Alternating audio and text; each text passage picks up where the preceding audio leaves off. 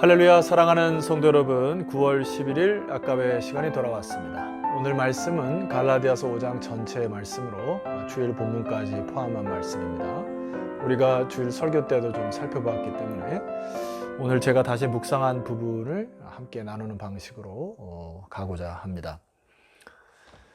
코로나로 인하여서 많은 우리의 삶에 변화가 생겼습니다. 내가 원하든 원치 않든 앞으로 변화할 것이고 또 많은 부분들이 변화될 것입니다. 그 중에서 우리가 가장 깊이 또 신중하게 생각해야 될 것은, 그리고 관심을 가져야 될 것은 영적 진보라, 이렇게 생각이 됩니다.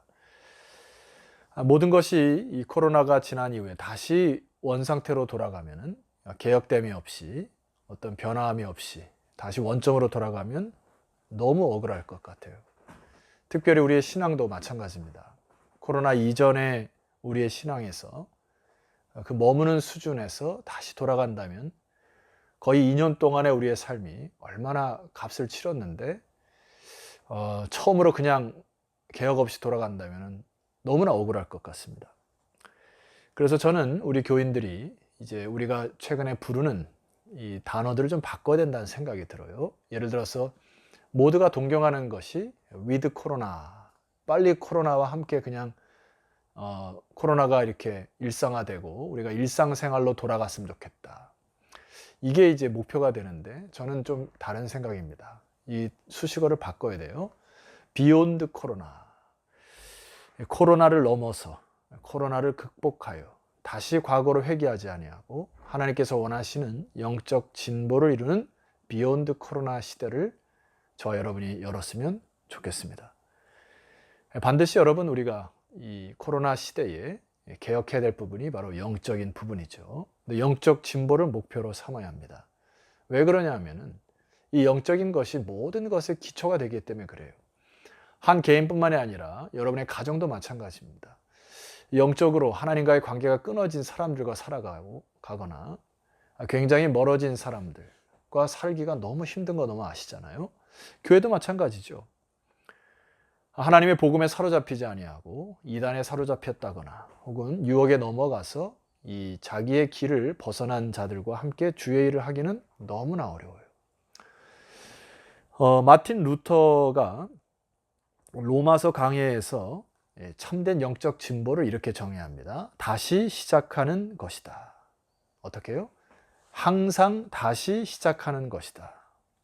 그래서 루터는 이렇게 얘기합니다. 작심 3일도 3일 후에 또다시 시작하면 그것이 거룩한 습관이 된다는 거예요. 그러니까 여러분, 우리가 작심해서 3일 동안 안 될지라도 3일째 다시 시작하고 다시 시작하면 그것이 영적으로 거룩한 습관을 이룬다. 그래서 루터는 이렇게 얘기합니다.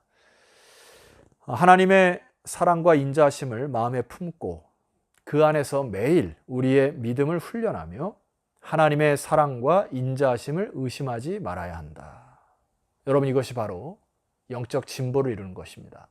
하루에 눈을 뜨면 다시 주님과 함께 삶을 시작하는 삶, 복음 안에 거하는 삶, 말씀 안에서 헤엄치는 삶, 그 말씀으로 항상 우리 자신을 비추고 의의 소망이 불타오를 때까지 우리는 늘 말씀에 비추는 삶, 여러분, 이것이 여러분의 인생 가운데 기초가 든든히 세워지는 비욘드 코로나 시대가 되기를 주 이름으로 축원합니다. 자, 이 갈라디아 교회의 문제점이 복음이 들어왔음에도 불구하고 끊임없이 내가 해왔던 것들, 그리고 익숙한 것들을 개혁하지 아니하려고 하는, 그런 것은 하등 복음과 상관이 없다고 하면서 끊임없이 계속 고집해왔던, 즉 과거에 너무 익숙해왔던 삶 때문에 변화와 개혁을 두려워했던 삶들 때문에 문제가 된 것이거든요. 자, 5장 1절 말씀을 보세요. 그리스도께서 우리를 자유롭게 하려고 자유를 주셨으니 그러므로 굳건하게 서서 다시는 종의 멍에를 매지 말라. 바울이 권면하는 게 뭡니까? 종의 멍에를 매는 것은 참 위험하고 그것은 너무나 억울하고 안타까운 일이다. 왜냐하면 복음 안에 있지 않다 보니 자꾸 사단이 유혹의 씨앗을 뿌려 그들로 하여금 길에서 벗어나게 하여 자꾸 종의 멍에를 매는 할례에 묶여 사는 존재가 되어버렸다는 것입니다. 우리도 여러분 종종 그런 경우가 있죠. 우리가 첫사랑 때는 그렇게 교회를 가기에 기뻐했고 기도하기를 사모했고 또 예배를 드리기를 정말 감사했고 그래서 예배 나오는 것에 기도하는 것에 구역 모이는 것에 너무나 기뻐했던 그런 일들이 코로나 시대에 어느 정도 이제 구역도 모이지 않고 예배도 드리지 아니하고 하기 때문에 이것이 습관이 되어 그냥 대충 넘어가는 일들이 많이 생기게 되고 이런 의식도 있지 않습니까? 이상하네. 몇 주 예배를 드려도 안 드려도 아무 일도 일어나지 아니하고 그냥 편안해. 여러분 이런 익숙한 습관 때문에 하나님과의 관계가 점점 멀어지고 이 본질에서 벗어나는 자신을 발견하지 못하는 그냥 습관처럼 이런 것에 얽매이는 것을 여러분 경계에 경계를 더하시기를 소망합니다. 사도 바울이 이렇게 권면합니다. 2절입니다. 보라, 나 바울은 너에게 말하노니 너희가 만약 할례를 받으면 그리스도께서 너희에게 아무 유익이 없으리라. 굳이 너희들이 할례를 자꾸 주장하고 전통을 주장하는 이 일은 그리스도에게는 아무런 유익이 없는 일임에도 불구하고 계속 주장하여 잡음을 일으키기 시작한다는 겁니다. 3절, 내가 할례를 받는 각 사람에게 다시 증언하노니 그는 율법 전체를 행할 의무를 가진 자라. 결과적으로 율법은 100% 지켜야 율법이라고 하는 것인데 이들은 각자가 지킨 예를 들어 1% 혹은 3%를 지켜놓고 자기는 하나님의 백성이다 아니다 논할 성질이 아니라는 것입니다. 여러분 우리도 자꾸 내가 강조하는 내가 복음에서 좀 벗어나셔야 되죠. 갈라디아 교인 중에 할례를 해야 전통을 지켜야 이것이 의롭게 되는 것처럼 말합니다. 그러나 사도 바울이 강조하는 게 뭐죠? 5장 6절입니다. 그리스도 예수 안에서는 할례나 무할례나 효력이 없으되 사랑으로서 역사는 믿음뿐이니라. 율법을 지킨다고 해서 의롭게 되는 것도 아니고 율법이라고 하는 것은 율법의 근간, 그 뿌리를 볼 때 율법의 뿌리는 사랑인 것이죠. 결과적으로 율법을 통하여 우리가 사랑 없음을 깨닫고 복음 안에 자꾸 들어와 사랑으로서 역사는 믿음을 가는 것이 중요하다는 것이죠. 여러분 그래서 우리가 율법을 지킴으로 사랑하는 게 아닙니다. 주님과의 관계를 또 주님과의 사랑의 이 교제를 깊이 나눌 때 우리 안에 사랑의 열매들이 맺어져 그 힘을 가지고 하는 것이죠. 여러분이 순서를 잊어버리면 안 됩니다. 그래서 우리는 끊임없이 복음으로 재무장해야 되는 것이 여기에 근거한 것입니다. 디한이라고 하는 그 학자가 있습니다. 이 사람은 원래 의사였는데 나중에 복음을 통하여 새 사람이 되고 이제 의사의 직분을 내려놓고 목사의 직분이 된 것이죠. 그래서 이 갈라디아서를 주해했을 때 이 디안이 자기가 의사였을 때 자기 집에 가사도우미를 썼던 이야기를 거기다 적어 놓습니다. 여러분 가사도우미는 정시 출근하고 퇴근을 하고 또 급료를 챙기고 때로 하기 싫은 일도 억지로 행할 수밖에 없다는 것이죠. 이건 법적인 근거인데 목사가 된 이후에 가사도우미를 이제 쓰지 않고 아내가 하는 일을 보니까 참 이게 감격스럽다는 겁니다. 여러분 아내의 그 모습을 보니까 급료도 주지 않아요. 그리고 정시 퇴근, 정시 출근도 없습니다. 그런데 자녀들을 위한 사랑의 이 몸짓이 그 수고와 헌신이 때로는 뼈를 깎는 고통을 지어가면서도 그렇게 사랑하면서 자녀들을 양육하고 가정을 돌보는 그 광경을 보고서 이 디안이라는 사람이 바로 이것이다 이야기합니다. 사랑에 의해 움직이는 것을 사랑의 봉사라 표현하지 않아요. 여기 가사도 오면은 그냥 봉사하는 정도입니다. 그러나 사랑하는 자는 봉사하는 것이 아니죠. 사랑으로 역사는 믿음으로 서는 것입니다. 여러분 이것은 우리가 주님과 결혼하였다고 하는 이 관계를 아침에도 묵상해야 하고 여러분의 삶 속에서도 나는 주님과 결혼하여 주의 자녀가 되었다는 이 신분의 감격 속에 있을 때만이 사랑으로서 역사하는 믿음이 되는 것입니다. 우리가 주님의 사랑 안에 거하게 되면은 그것을 꼭 지켜야 되기 때문에 의무적으로 지키지 않게 되는 것이죠. 사랑하니까 지키는 것이고 사랑하니까 헌신하게 되는 것이고 사랑하니까 힘을 다하는 것입니다. 그래서 우리는 주님과의 관계에 힘을 써야 되는 것이에요. 그래서 우리가 골방의 기도가 필요하다는 이유가 바로 거기 있습니다. 자, 이제 두 번째로 하나님의 자녀가 된 이후에 우리가 힘쓰고 애써야 될 것이 있습니다.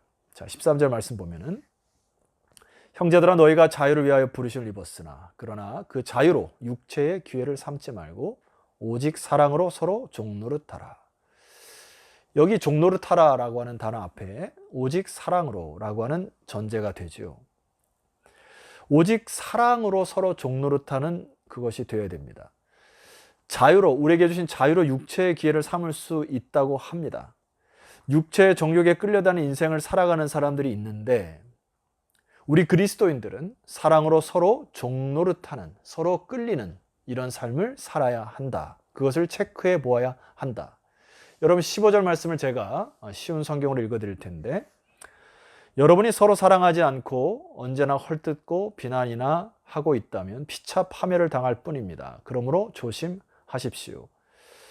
율법을 지킨다고 하면서 서로 사랑하지 않은 것 아무 유익이 없다는 이야기시죠. 피차 파멸당할 것을 조심하라고 하는 것입니다. 그래서 이 분열이 있을 때 서로 지적하는 일을 그쳐야 하는 것이고 너 자신을 보는 것이 급선무라 하는 것입니다. 각각 자신을 돌아보아 내 행위와 동기가 사랑으로부터 기인됐는지를 체크해 볼 필요가 있다고 하는 이유입니다. 그래서 우리가 해야 될 것은 여러분 계속 누누이 강조합니다마는 16절 말씀입니다. 내가 이르노니 너희는 성령을 따라 행하라. 그리하면 육체의 욕심을 이루지 아니하리라. 여기 육체의 욕심, 육체의 소욕이라고 하는 것은 넘치는 욕망, 과도한 욕망대로 끌려다니게 되면 충동적이고 그리고 급한 이 갈망을 채우려는 욕구로 인한 인생을 살아가게 된다. 이 욕망과 욕구에 사로잡히는 순간 이제는 눈에 아무것도 들어오지 않아요. 서서히. 그리고 철저히 이기적인 사람이 됩니다. 자기밖에는 몰라요. 자기 몸뚱아리, 또 자기의 욕구, 충족, 자기의 즐거움밖에 모르게 됩니다. 그래서 여러분 17절 이 말씀 우리 함께 읽으시면 좋겠습니다. 17절입니다. 시작. 육체의 소욕은 성령을 거스르고 성령은 육체를 거스르나니 이 둘이 서로 대적함으로 너희가 원하는 것을 하지 못하게 하려 함이니라. 여러분 17절을 기억하셔야 되고 신비에 새기십시오. 우리가 착각하는 것이 있습니다. 그냥 대충 아무 일도 안 하면서 안일한 삶을 살아가면서 그것을 평안이라 하는 착각 속에 살아가는 것이에요. 여러분 그것은 평안이 아니죠. 성경에는 분명히 성령이 육체의 소욕을 거스르는 인생을 살아라. 그리고 여기 보면은 서로 대적해야 한다. 그러니까 방어할 것은 방어하고 지킬 것은 지키고 또 싸워야 할 것은 싸워야만 진정한 평화가 찾아온다고 하는 것입니다. 여러분 이런 대적하는 삶을 살아갈 때 비로소 필요도 없고 낭비하는 인생을 살지 않게 된다는 메시지예요. 오히려 낭비하는 인생을 아껴서 참된 의미와 가치 있는 인생을 살아갈 수 있는 것이 뭐라고요? 대적해야 한다. 성령을 따라 육체의 소욕을 거스르고 대적하는 인생 살아가시기를 소망합니다. 자, 18절. 너희가 만일 성령의 인도하시는 바가 되면 율법 아래에 있지 아니하리라. 영어 성경에 보면 여기 율법 아래라고 하는 단어를 under control 이렇게 쓰여 있어요.